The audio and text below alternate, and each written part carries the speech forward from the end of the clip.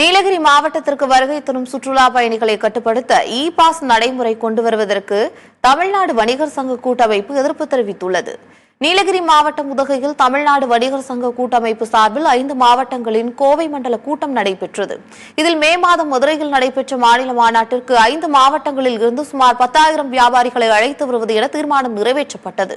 இதைத் தொடர்ந்து தமிழ்நாடு வணிக சங்க கூட்டமைப்பு மாநில தலைவர் விக்ரமராஜா செய்தியாளர்களை சந்தித்தார். அப்போது பேசிய அவர், நீலகிரி மாவட்டத்தில் பிளாஸ்டிக் தடை, மார்க்கெட் சந்தை தொடர்பான பிரச்சினைகளுக்கு உரிய தீர்வு கிடைக்கவில்லை என்றால் முழு கடையடைப்பு போராட்டம் நடத்தப்படும் என்று தெரிவித்தார். நீலகிரி மாவட்டத்தில் சுற்றுலா பயணிகளை கட்டுப்படுத்த இ பாஸ் நடைமுறைக்கு எதிர்ப்பு தெரிவிப்பதாகவும், இதில் முதலமைச்சர் தலையிட்டு வியாபாரிகளின் வாழ்வாதாரத்தை காப்பாற்ற வேண்டும் எனவும் அவர் கேட்டுக் கொண்டார்.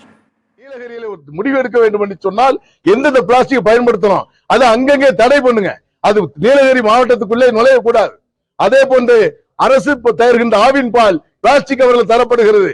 இதெல்லாம் ஆட்சியாளர்களுக்கு நிலைப்படுத்தி இருக்கிறோம். தொடர்ந்து நிலை ஏற்படுவதால் எங்களுடைய அடுத்த கட்டம் நீலகிரி மாவட்டம் ஒட்டுமொத்தமாக கடைகளை அடைத்து உண்ணாவிரதம் போராட்டம் நடத்துவதற்கு தேதி வெகு விரைவில் வெளியிடுவோம் என்பதை தெரிவித்துக் கொள்கிறேன். வாகனம் வருவதற்கு அங்கு கட்டண சலுகை இல்லைங்க, லஞ்சம் கொடுக்கக்கூடிய அவலம் ஏற்பட்டுவிடும். இங்க இருக்கின்ற தொழில் வியாபாரி நிறைய அதை நம்பி லாட்ஜுகள், ஹோட்டல் இருக்கு, எல்லாம் நசுக்கப்படும். அது கட்டாயமாக இடம் கொடுக்க கூடாது என்பது மிக தெளிவாக இருக்கிறோம்.